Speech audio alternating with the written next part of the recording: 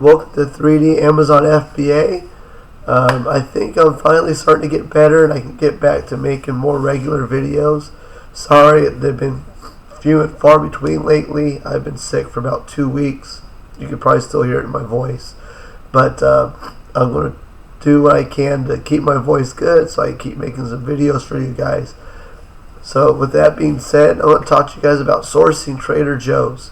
Now, I source Trader Joe's and I probably make about $300 a month, maybe $400, somewhere between $300 and $400 a month sourcing Trader Joe's. There's about 20 items that I buy from that store and that I always keep stocked up, and I go in usually once a week and I buy about the same 20 items and I keep sending them into Amazon and do well on. So the great thing about sourcing Trader Joe's is most of the stores will sell the same exact items.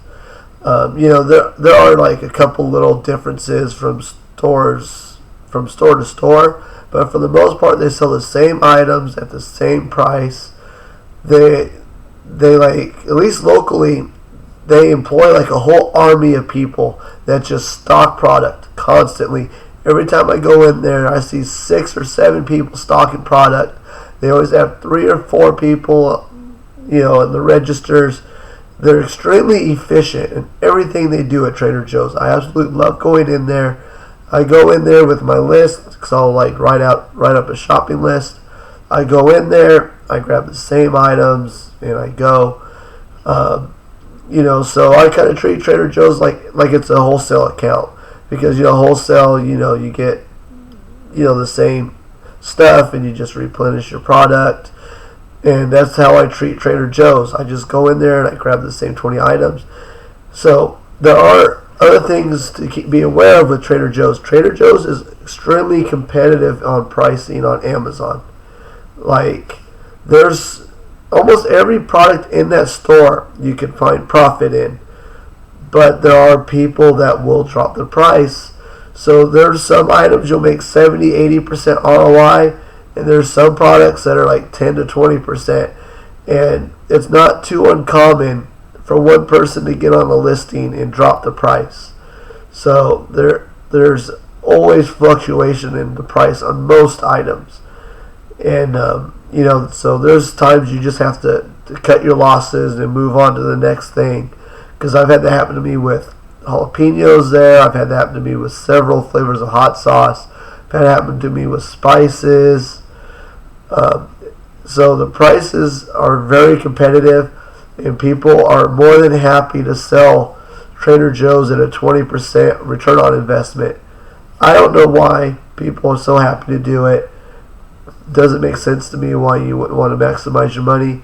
But that is a thing at Trader Joe's, that people will drop the price and won't think twice about it. But pretty much every item in that store is profitable. Not everything sells fast, but everything in that store is profitable because everybody's buying it for the same exact price across the entire country. So there is money to be made there. Trader Joe's is really good on bundling. I sell a lot of different bundles, like 2-pack of the same thing, 3-pack of the same thing, so you can do bundles at Trader Joe's.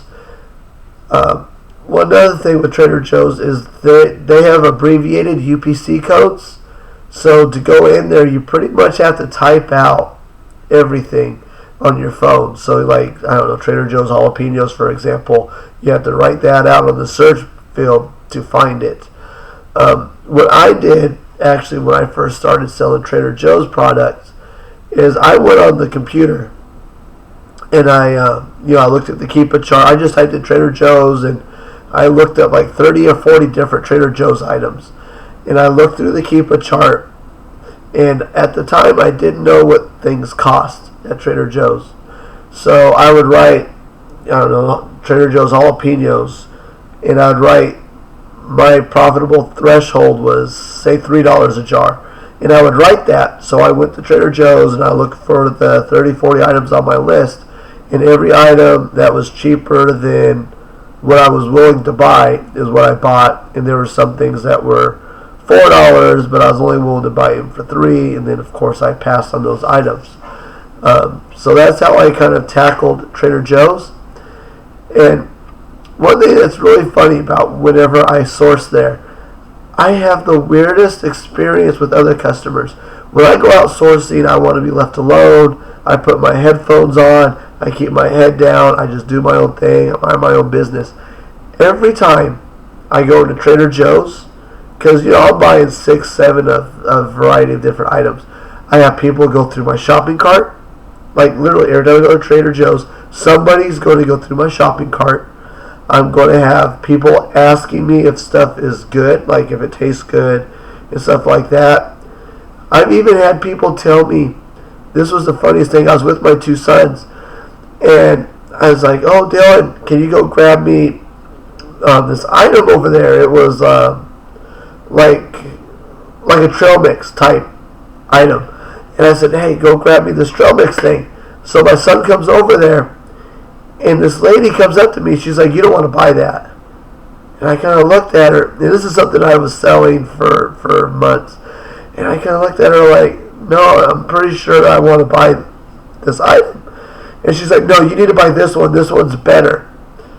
And I was like, who is this lady trying to tell me what I should feed myself and my children? Because she's assuming that I'm eating this stuff, And so I look at it, and I type it in my phone, because I'm only there to make money. I don't really eat Trader Joe's food too much, just a little odds and ends. And it wasn't profitable. I think that specific item sold slow. It was profitable, but it sold really slow, so I wasn't interested. So I had my son put it back, and she came, she's like, you really don't know what you're doing, do you? And just like stormed off, and I'm like, who is this lady trying to tell me how I'm supposed to feed myself and my kids? But every time I go into Trader Joe's, it's a different experience, and it's always people getting in my business. Like, I always have to take off my headphones because people just start talking to me about what's in my shopping cart and stuff.